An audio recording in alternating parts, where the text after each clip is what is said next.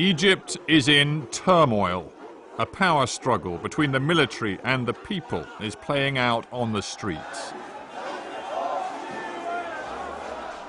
HardTalk is on the road in a country desperate for a fresh start, political and economic. Revolution carries a price. Are Egyptians ready to pay it?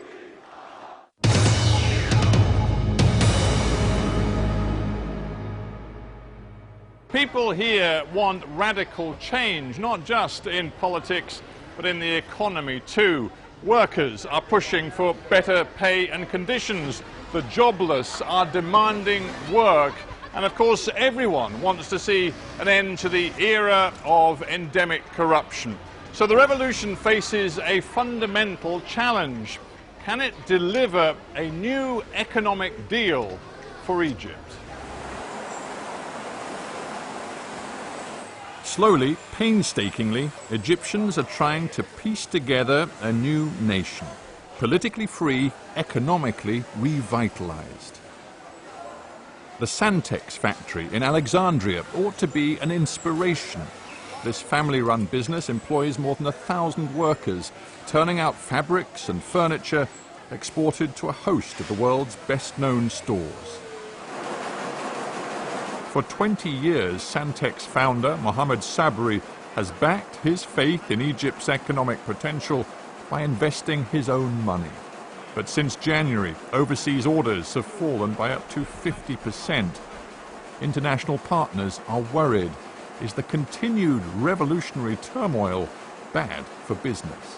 Mohammed Sabri, welcome to HardTalk. Obviously, the last year in Egypt has been a time of turmoil in politics, and that means uncertainty and a sense of instability. Has that affected the business climate? If you talk about business climate, for sure, being affected so much. This situation is very difficult for us to read what's coming later, what will happen in the future. And most of the Egyptian people, not all, but most of them, they stopped to make any new investment. And they're afraid about what's coming later. And all of them, they're saying, wait until everything settles in Egypt.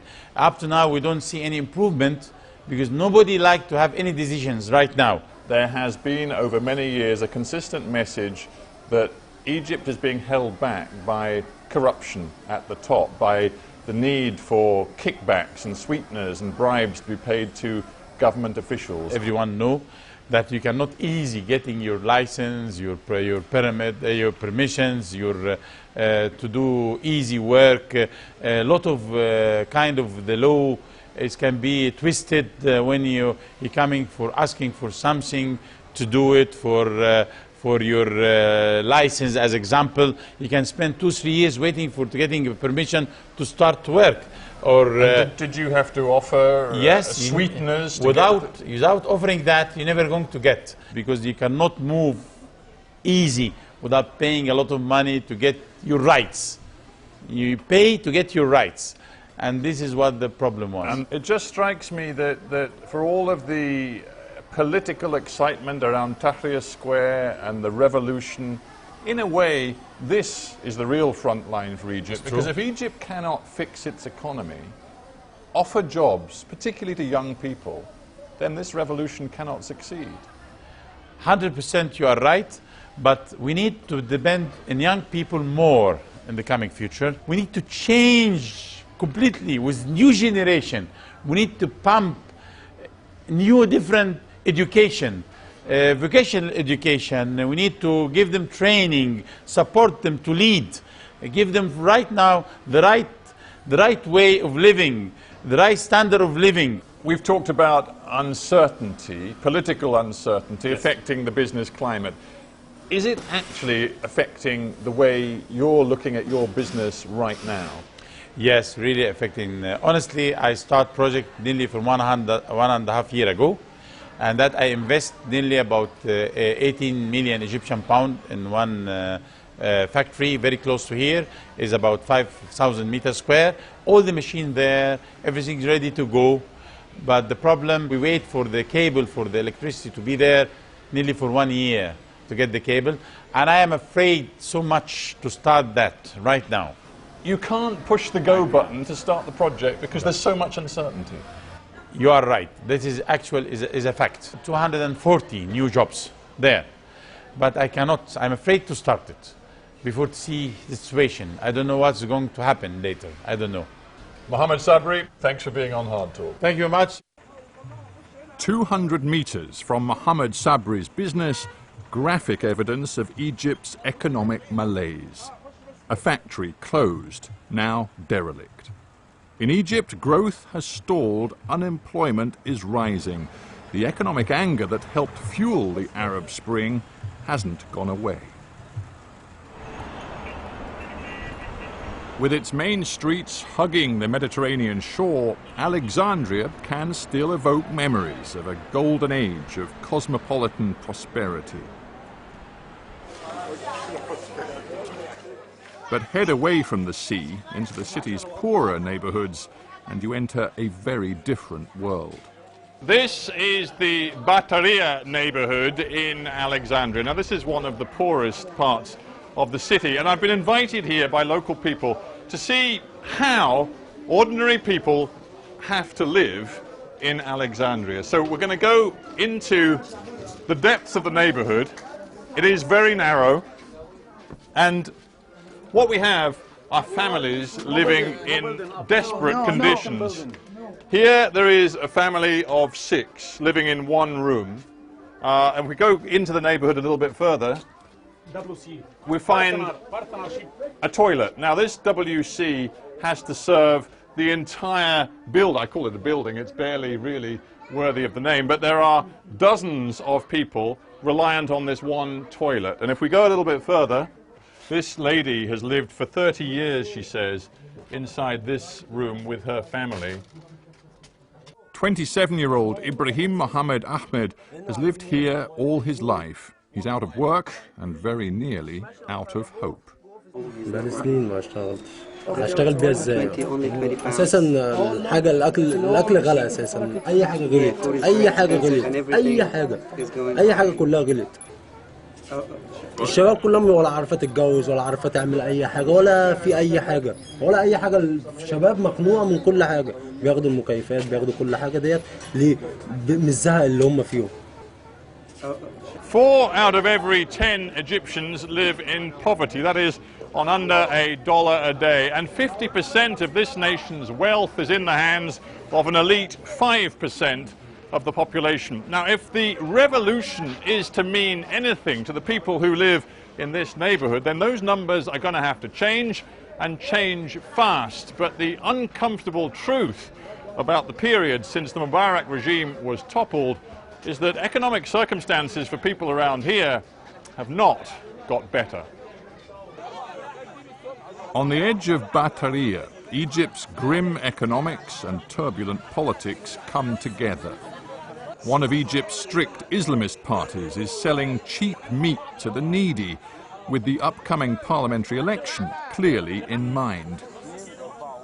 Beef here is sold for little more than half the normal shop price. Is this the opportunist politics of poverty?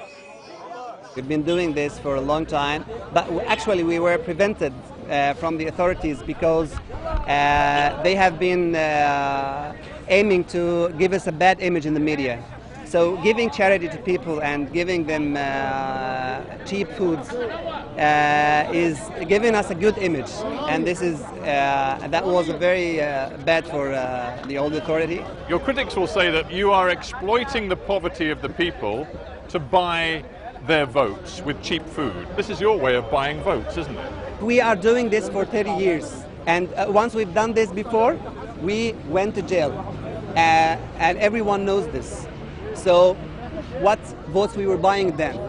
We were buying votes at that time. Well, maybe you weren't buying votes then, but you are buying votes now. It might lead to have votes, all right? But if you're doing the same job, if you're doing the same thing, all right, what is the change? You tell me. But it's a very strange form of democracy if your main attraction, your main selling point to the people is to say, vote for me, vote for the Noor party, and we'll give you cheap food. I mean, that's not a very strong political argument, is it? Let me tell you something. We're not only giving food, we're giving help. And this is one of the images of help. What other parties doing? They're doing nothing. They might be fighting us, they might be saying only slogans, but in the real ground, you don't find them doing anything. Right across Egypt, levels of economic discontent are rising. A recent poll found 40% of people saying it was very hard to get by on their current income. A wave of industrial unrest is sweeping the country. Arriving in Cairo, I found riot police barring access to a government ministry. The reason? A sit-in strike over pay and conditions staged by the police. The very policemen reviled for brutalizing democracy protesters have now themselves taken to the streets. They want more pay and better conditions. They blocked the road outside the Interior Ministry, and I'm going to talk to some of them, see what their grievances really are. Okay. Why are the policemen so unhappy? Why are they so angry? We are here not happy because we don't have money, don't have any room, don't have anything for my work. Someone here is working for 40 and 30 years, Yes. don't have anything for this. How much money do you get for 1 month? 1 month, only 1,000 and pound. 1,000 Egyptian pounds. Egyptian pound So and that's pound. about It's not $150. $150. It's not enough here for life. What about the government and the SCAF, the Supreme Council of the Armed Forces? Do you believe they will help you or not? No. You don't- Of course not. We are here protected for myself. No one can help me. Just we are here for help self. The police in revolt. Nothing better sums up the economic chaos of Egypt after the revolution. Aswan, 1,000 kilometers south of Cairo, where life unfolds at a very different pace, dictated by the grace and beauty of the Nile. But even here, a chill economic wind is blowing. Tourism, Egypt's biggest earner of foreign exchange, has been hard hit since the revolution. Numbers are down by more than a third, and cruise boats tied up. In the long run, the revolution may be remaking Egypt, but in the short run, it has been extraordinarily bad for the tourism business. Political upheaval, tension and street violence have kept many visitors and their wallets away from the country. And here in Upper Egypt, on the Nile, amid all of the wonderful ancient antiquities, those visitors are being sorely missed. Philae Temple is an extraordinary monument to ancient Egyptian artistry. These days, you don't have to endure heaving crowds to see it. We found out that the Egyptians were possibly the first in history that tried to explore the Nile. The tour guides are still here, their stories are still compelling, but the audiences are smaller. How would you describe the last year, thinking particularly of the months since the revolution, in terms of the business, in terms of turnover and tourists? How has it been since the revolution? Difficult, very difficult, very difficult. It's an intermediate period. So things are not very stable yet. I mean, it started to get better for a while, but then it has its own ups and downs. I mean, like, you expect that for a while. You just hope that it would be better. Is it because there's such a sense of uncertainty? People usually go to the place where they feel safe. I mean, you would never take your kids and go somewhere where you would not feel safe, or someone tells you that it's not going to be safe there. Media focus on Egypt, so whatever happens here shows within minutes around the world. Yeah, that affects the decisions of people to come to Egypt. I hope that would change later on. And of course, when tourist numbers are down, it has a huge impact, not just on particular sites like this, but on the wider economy. Just tell me how far the impact spreads. Well, let's take it step by step. The first time any tourist thinks of visiting a country like Egypt, he makes his bookings, that money goes direct to the company. But then when he comes in, he takes taxis, he buys from shops, he goes to restaurants. That's direct money goes from his pocket to these people that he meets every day or every other day. What do you want from the next generation of Egyptian leaders? Some people that feel the pain of the people, know that at least 40% of the Egyptians live under the poverty line, know that there are a lot of problems in the medical field, in the educational field. You've been through tough times in your business, in your city, and there is still a real sense of uncertainty in this country. Are you optimistic? Very. But there's no 100% trust anymore. You cannot give that. You cannot give your whole credit to someone. No. The Mubarak dynasty ran Egypt as a family business. Swiss banks have frozen hundreds of millions of dollars in Mubarak accounts. They embraced capitalism, but on their terms. And now the cracks are beginning to show. There is wealth in Egypt, but it hasn't spread. The old economic order looks increasingly unsustainable. And now, when one of the country's richest men, Naguib Sawiris, whose family founded the Orascom conglomerate, looks out of his 26th floor suite, he sees a city again convulsed by political violence and a future shrouded in uncertainty. Naguib Sawiris, welcome to Hard Talk. Thank you.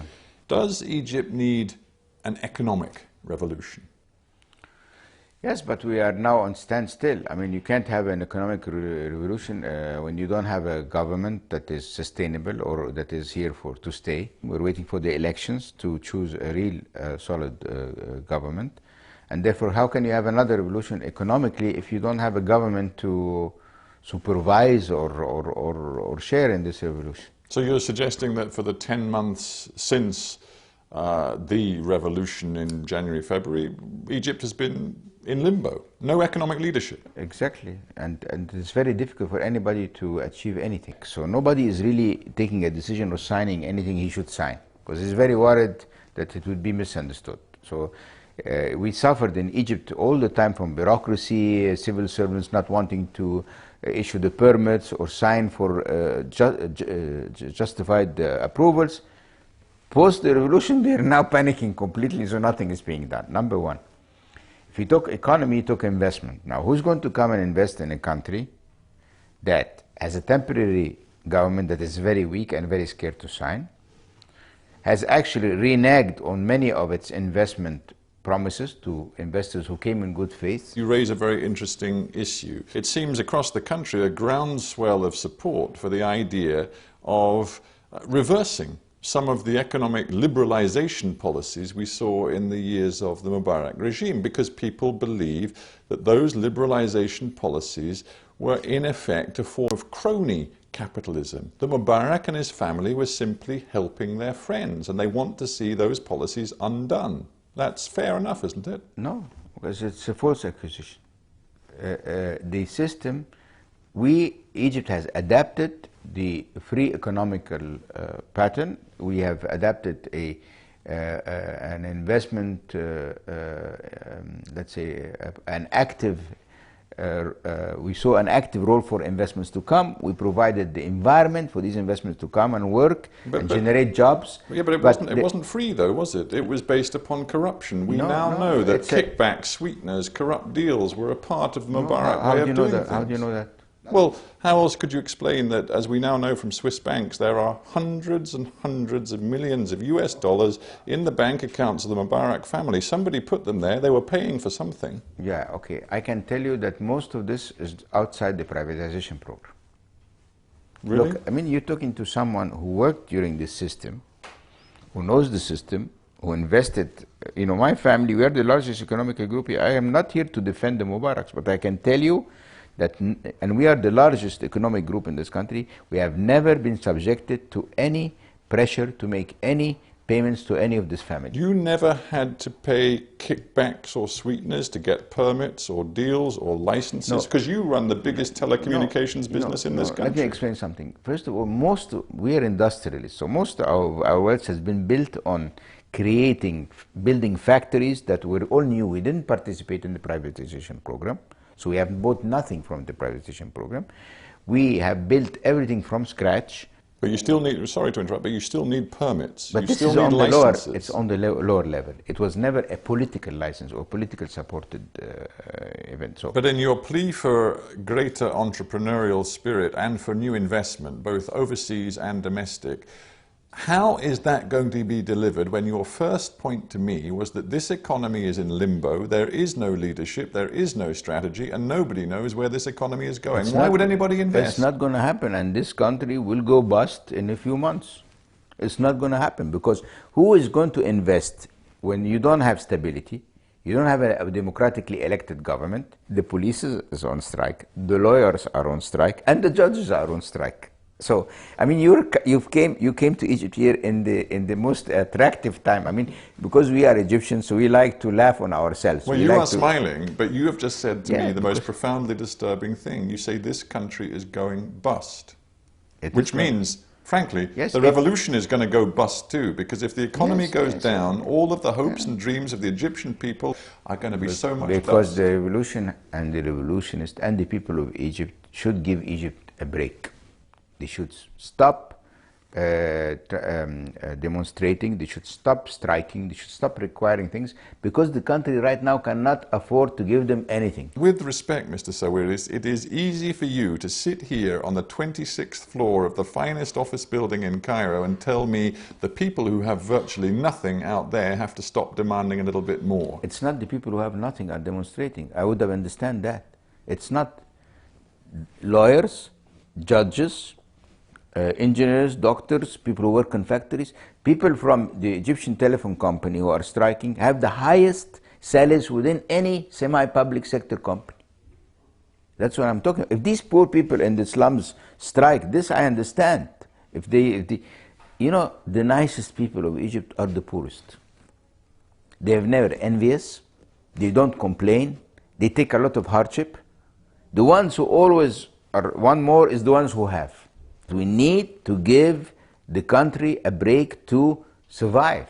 Do you think survival is really at stake now? That there is a real possibility that this country could go under? Because we didn't receive any of the promises of the aid. You know, this big 30 billion from the European Communion, that they will give 30 billion to Egypt and Tunisia. We've seen zilch from that, okay?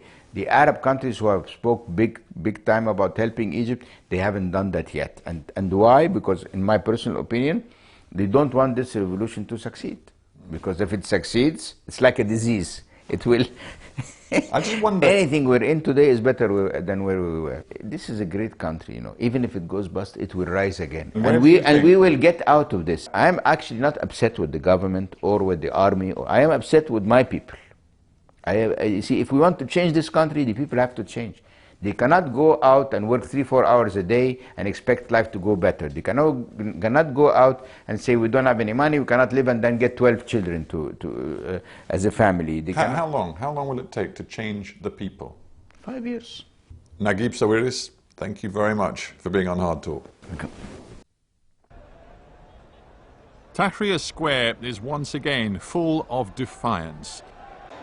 The protesters' goal is to end military rule. Only then, they say, can the building of a new Egypt begin. But cruel market forces are at work here. Every day that Egypt is without economic vision and leadership is costing the country dear.